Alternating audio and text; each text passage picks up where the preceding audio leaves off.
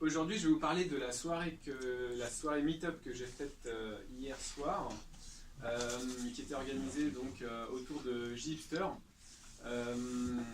et qui avait trois points principaux, qui sont le fait d'avoir Vue.js, donc une troisième technologie front que permet de générer Gipster. En tout cas aujourd'hui, pas dans le noyau, mais à l'avenir, ce sera intégré potentiellement dans le noyau. Je vais parler des blueprints qu'utilise justement pour générer un client en Vue.js. Ça utilise aujourd'hui un blueprint. Et les statistiques qu'on envoie à Gipster, ils ont fait un petit retour dessus. Voilà. Voilà, on va faire petit à petit, ça sera. Voilà. Du coup, il y a quelqu'un qui a commencé hier de parler de son implémentation de Vue.js. Alors, cette personne, elle a créé un blueprint, donc j'en parlerai après, mais un blueprint qui permet de remplacer la partie front, qui est soit Angular, soit React aujourd'hui, par du Vue.js. Voilà. Et donc, Vue.js, j'ai pas encore regardé ce que ça fait. Il faudra sans doute que je m'y intéresse, étant donné ce que je vais vous dire après. Donc c'est une technologie, on va dire, front qui revient un peu au basique et qui est ultra light, on va dire, qui fait une seule chose, un peu comme React, il fait une seule chose. Et si on veut mettre du routeur, il faut rajouter la partie routeur. Si on veut mettre... voilà, enfin, en gros, c'est ultra modulable. C'est pas vraiment un framework au sens d'Angular où tout arrive en même temps. Enfin, dans le cœur d'Angular, il y a déjà tout. Il suffit de se documenter pour savoir quoi utiliser. Dans Vue, a priori, voilà, si on veut un module, il y en a plusieurs à disposition. Si j'ai bien compris, c'est un peu donc pareil dans le monde de React. Et donc du coup, le type qui a développé ce blueprint hier, il a essayé de faire en sorte d'épouser, on va dire, la manière dont est générée la partie cliente avec les deux autres technos. Donc il a essayé de reproduire un petit peu, puisque finalement on peut coder de n'importe quelle manière. Il a essayé de reproduire les dossiers qu'on peut retrouver sur la partie cliente générée en React ou en Angular, pour pouvoir faire en sorte que si on génère, quelle que soit la technologie, on puisse retrouver un petit peu nos petits, comment ça marche, etc. Et donc notamment il a dû faire des choix finalement, d'intégrer déjà plusieurs bibliothèques autour de Vue.js. Donc il a Vue Routing, Vue je sais pas quoi, enfin voilà. Et au final, pour avoir exactement les mêmes fonctionnalités générées par défaut que dans les deux autres technos. Ok ? Il y a un truc qui m'a frappé à la toute fin de la présentation. Donc, outre le fait que Vue.js faudra un peu découvrir, c'est ça, c'est les performances que ça donne. Donc, c'est ce qui est intéressant du coup avec Gipster, c'est qu'on peut finalement générer trois fois le même projet. On définit nos entités. Donc là, ces statistiques, elles sont faites avec les entités par défaut, exemples qui sont sur le site JDL Studio, qui permet de designer en fait les entités, c'est-à-dire les tables de base de données qu'on va utiliser, les liens entre elles, etc. Donc il y a, je ne sais plus, 3-4 tables. Et donc il a généré les trois applications dans les trois frameworks. Et il a utilisé les Google Webmaster Tools, je crois, qui permettent de donner des statistiques dans les Developer Tools en bas. Donc ça donne plein d'indications, notamment si on suit des best practices, etc. Ça donne des notes.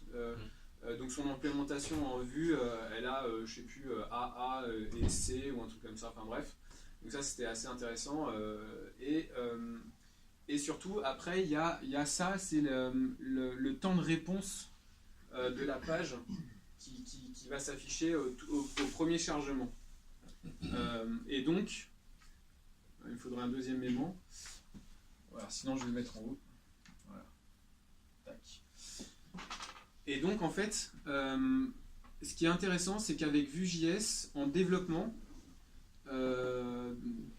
ça met à peu près une seconde à render la première fois qu'on arrive sur la première page. Et en prod, on est à 0,5 secondes, 500 millisecondes. La première fois aussi. De quoi? Pour la première fois aussi? Pour la première affichage de page. Après, comme c'est des single page applications, tant qu'on reste dessus, du coup, le chargement s'est déjà effectué de la bibliothèque, de tout, au tout début. Ce qui est intéressant dans Vue.js, apparemment, c'est que la manière dont c'est implémenté, c'est qu'il lazy load, il découpe l'application en autant de petits bouts, et il lazy load le chargement des JavaScript au fur et à mesure qu'on va utiliser l'application. C'est-à-dire qu'il ne charge pas tout de suite l'entièreté de toutes les entités, par exemple, qu'on va browser, ce que Angular fait, par exemple. Et donc, notamment en prod, la partie Webpack qui empaquetage, qui génère les JS finaux qui vont être intégrés dans le navigateur, il en génère plein de petits JS qui sont à chaque fois qui correspondent à une partie de l'application à charger en lazy loading. Angular et React, il n'y a pas trop ça. Ils montrent des écrans où il y a une répartition en fait, du code chargé sur le navigateur et c'est plutôt des gros blocs avec tout dedans packagé dans le truc. Là, comparativement, le temps de chargement d'Angular des autres... Et alors voilà, justement, ce qui est intéressant, c'est que, par exemple, React, il reste assez stable. C'est 1 seconde 3 en développement, 1 seconde en prod. Et Angular, c'est intéressant, c'est quasiment 6 secondes en développement et 0,5 secondes, donc quasiment comme Vue, en production. Voilà. Donc, après, dans les détails... faudrait regarder, mais du coup, ça me fait dire qu'il faudra peut-être regarder un petit peu Vue.js, et notamment cette histoire de lazy loading au fur et à mesure des composants, même si au final, avec le choix d'Angular, pour le mode prod, au final, c'est identique. Maintenant, peut-être qu'avec une grosse application qui embarque plein de tables ou d'entités, ce sera peut-être un peu plus lent avec Angular parce que ça charge tout dès le début qu'avec Vue où il y a du lazy loading. Dans Angular aussi, on a du lazy loading. Oui, mais pas avec le Webpack qui est généré par défaut avec Jupyter. Ouais. Mais là, le comparatif il est un peu biaisé parce que Vue, par défaut, comme il n'y a rien, il n'y a que Vue là-dedans dans la partie front. Il n'y a pas de librairie, en fait, il a juste généré en prenant Vue sans charger toutes les librairies si, projet. Si, bien sûr, si, parce que là, c'est les pages générées par Jupyter qui fonctionnent. Donc, par défaut, le Jupyter, il te génère une application avec le fait que tu peux créer une nouvelle entité, etc. Avec un routeur. Voilà, donc il y a déjà un routeur, il y a déjà tout ce qui permet de finalement... d'avoir le cycle complet, de créer une entité, la modifier, la lister, etc. Voilà, ça c'est pour la première partie de la soirée qui je vous ai ultra résumé. Il manque évidemment plein de screenshots intéressants mais qui sont sur le Twitter de JHipster. La deuxième partie c'était sur les blueprints. Donc comme je disais, le truc de Vue, là, c'est un blueprint. Un blueprint Jupyter. Donc, on est rentré un petit peu dedans. C'est assez... c'est pas que c'est complexe, mais c'est assez touchy. C'est dans la technologie Yeoman, donc qui est une bibliothèque JavaScript, Node.js en l'occurrence, puisque ça s'exécute sur les postes, qui permet de faire de la génération de code. De la génération en général. Donc, en gros, Yeoman, c'est un générateur. C'est une architecture de génération. Voilà.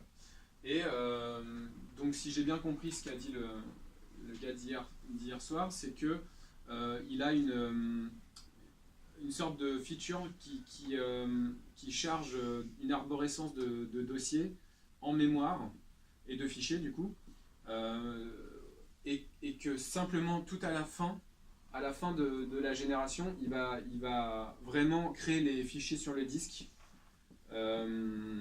mais au début elle est sur la RAM, enfin elle est en mémoire. Et donc toutes les manipulations de fichiers qu'on fait via les API de Yeoman se font plus ou moins en mémoire. Donc par exemple des regex pour modifier des champs, créer des fichiers, etc. Ça se passe en mémoire et à la fin ça redescend. Donc, apparemment c'est pour ça que Yeoman est un générateur assez efficace. Voilà. Et donc la partie blueprint, en fait finalement c'est des hooks qui sont que l'on peut appeler ou surcharger pendant la génération. Donc si j'ai bien compris, c'est dommage, j'ai pas mes notes, mais en gros il y a plusieurs points d'entrée. Il y a le point d'entrée client, le point d'entrée serveur, et puis dedans il y a des sous-générateurs. Donc, par exemple pour générer les entities, donc qui sont utilisés à chaque fois par les deux surgénérateurs. Donc voilà, il y a plein de petits sous-générateurs comme ça qui vont être appelés, et au sein d'un générateur on peut surcharger. Donc c'est une méthode qui est appelée, et donc nous on peut se greffer finalement d'un point de vue objet, juste étendre le truc par défaut et surcharger la méthode de génération de tel fichier. Et donc on va dire generate machin, et en gros celle-là ça override la méthode mère, et là on va pouvoir faire appel dedans à super.generate pour faire appel au comportement par défaut, et ensuite faire des remplacements de fichiers ou des manipulations, etc. par la suite, ou avant, ou pas du tout. C'est-à-dire qu'on peut carrément remplacer la phase, ne pas appeler du tout la génération de fichiers qui est normalement prévue par JHipster. Et typiquement, c'est ce qui est fait apparemment dans le blueprint Vue.js, c'est-à-dire qu'il remplace toutes les générations de fichiers qui sont faites par défaut par les siennes qui lui sont propres. Voilà, et donc typiquement, c'est utilisé par exemple, là le cas d'usage c'était par exemple une grande société qui veut pouvoir avoir des templates de génération d'applications pour chez eux. C'est-à-dire qu'ils veulent fournir à leurs développeurs des applications au style de la boîte par défaut. Donc plutôt que d'avoir le style JHipster qui est assez hype, assez hipster quoi, par défaut, avec le petit truc du nœud papillon, le Pac-Man, etc. Pour le chargement des pages, et ben on peut en fait faire en sorte de, dès la génération, remplacer directement ces fichiers de ressources après la génération ou avant, pour pouvoir la fitter, la rendre finalement comme aux couleurs de la compagnie dans laquelle on travaille, quoi. Comme ça, si on veut démarrer une nouvelle application, bah on utilise JHipster avec ce blueprint de la compagnie, et pouf, quand on a codé les bons trucs, on va remplacer les logos par défaut générés par ceux de la compagnie. Voilà principalement. Alors ça reste, il y avait des best practices qui disaient de par exemple pas trop faire de possibilités dans ces blueprints, parce qu'on peut par exemple rajouter des questions. JHipster, quand on le lance en ligne de commande, il pose des questions. Est-ce que vous voulez une application avec du React, avec du machin? On répond à chaque fois aux options qu'on veut. On peut rajouter des questions et récupérer les réponses à ces questions, puis en fonction des réponses, rajouter des switches dans le code de génération. Mais il disait que plus on va rajouter des fonctionnalités, et plus il faut, vu que ça cale avec ces systèmes de je fais appel au générateur par défaut au-dessus, on est assez dépendant finalement de la version du générateur du dessus, et donc il va falloir maintenir finalement ce blueprint au fur et à mesure des évolutions de JHipster. Voilà, c'est quand même assez lourd dans la maintenance potentiellement, et il faut avoir une bonne raison pour le faire. Là, quand ils ont rajouté Vue.js, ils ont modifié le blueprint pour remplacer en fait la partie Angular par Vue.js. Ouais, c'est pour la partie ils ont client. réimplémenté. Ils ont réimplémenté chacun des sous-générateurs de la partie client. D'accord. Mais là, pour le coup, au niveau maintenance, finalement, c'est assez simple puisqu'on écrase. Enfin, finalement, on fait même pas appel au surgénérateur, donc on ne dépend pas des fichiers qui vont être créés. Alors que par exemple, ce qu'il nous a montré, lui, au niveau d'un blueprint d'une compagnie, c'est que tu on gardes dépend. toujours la génération, tu Voilà, modifies juste quelques attributs. On dépend par exemple d'un fichier CSS qui a été généré, puis on va éditer ce fichier après, remplacer avec une regexp l'icône par un autre. Et du coup, si ce fichier n'est plus généré à l'avenir, ça va être cassé, quoi. Notre code il va plus remplacer le truc puisque le fichier n'existe plus. Donc c'est pour ça que je dis il faut après par la suite le maintenir dans la longueur, quoi. Voilà, ça c'était la partie blueprint. Et la dernière partie c'était sur les statistiques. En fait, Gipster, quand vous le lancez, il permet il vous demande est-ce que vous voulez envoyer de manière anonyme des statistiques d'utilisation à Gipster. Ça permet justement aux développeurs de la communauté Gipster d'essayer d'orienter les développements, ou du moins les points d'attention à avoir, comment est utilisé finalement Gipster, puisqu'il propose à chaque fois plusieurs technologies. Et c'était 2 stagiaires qui ont bossé sur directement avec Julien Dubois, qui est l'auteur de Gipster, qui était leur maître de stage, et qui ont bossé sur le fait de récupérer les données stockées sur leur serveur et d'essayer de les analyser, quoi. Donc en gros, ils ont vu que finalement les options par défaut, donc il y a des biais qui sont forcément, Gipster il pose des questions, il a à chaque fois des réponses par défaut, donc forcément ces réponses-là elles sont le plus utilisées, mais parfois il y a des petits trucs qui sortent un peu de l'ordinaire. Par exemple, le fait d'utiliser des langues, on peut cocher d'autres langues, et il s'avère que depuis quelques mois, ils ont découvert qu'il y a à peu près 10% de génération qui est en chinois.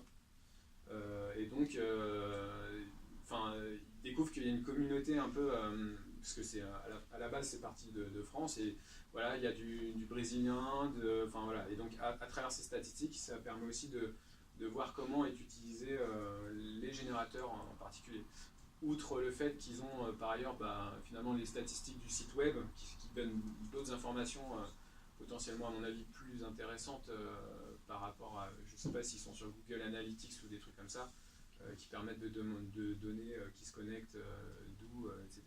Mais par exemple dans les statistiques qui sont envoyées, ils ont le nombre d'entités qui sont au sein de nos JDL, donc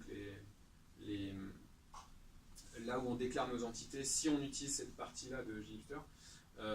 Donc ils peuvent faire potentiellement des statistiques sur le nombre moyen d'entités qui est utilisé pour générer une application Gipster, ou quelle techno, React, Angular. A priori, il y a encore beaucoup, c'est quand même beaucoup plus Angular que React qui est utilisé pour le moment.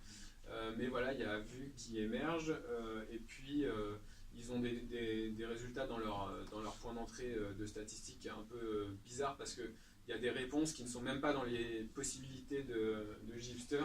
Donc ils se demandent un peu, il y en a qui doivent jouer soit avec des blueprints, soit avec... et ça va tout dans le même endpoint de statistiques de chez eux.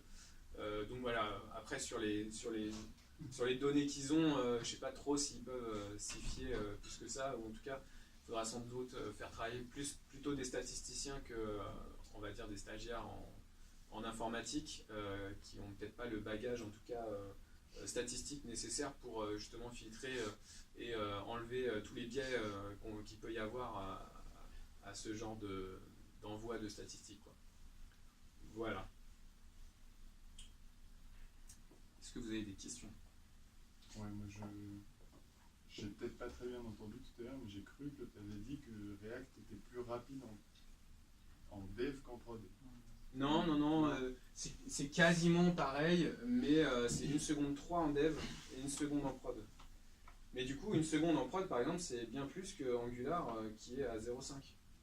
Bien, ouais. Donc, a priori, d'après les statistiques qui ont été mises par le type là, React semble être un peu plus lent, en tout cas sur la manière dont c'est implémenté dans Jupyter au niveau du générateur, puisque forcément en React on peut faire aussi beaucoup plus de trucs différents qu'en Angular.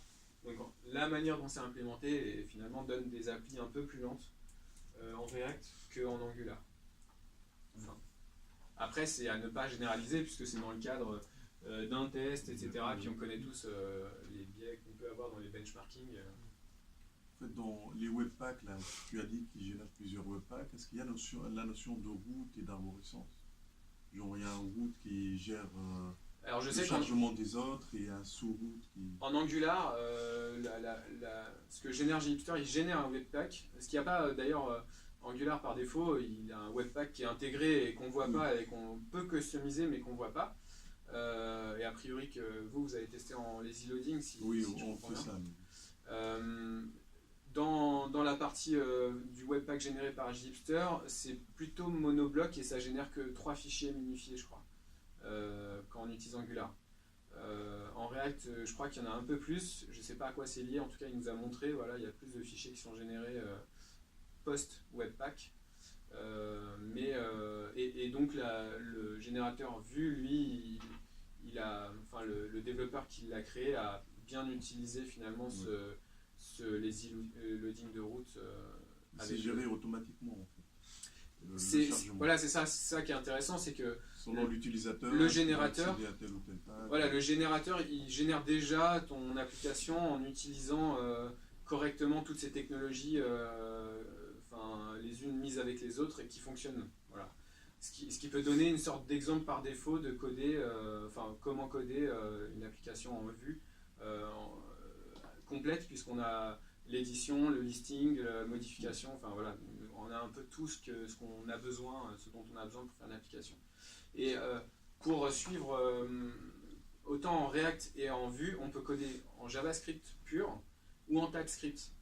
Et les développeurs de Jupyter, pour maintenir, on va dire, une cohésion entre les différents générateurs, ils ont gardé ils ont pris l'option TypeScript pour les trois technologies. Et aussi pour peut-être plus de safety dans le coding. Mais du coup, le générateur Vue ou React utilise l'option TypeScript, on va dire. Et on peut voir finalement un exemple d'utilisation de ces frameworks en TypeScript déjà codé, et donc on peut aussi s'inspirer de ça pour nous-mêmes, quoi. Voilà. Apparemment, Vue c'est un peu plus simple à comprendre que les autres, mais bon, faut aller regarder. Ben, merci beaucoup.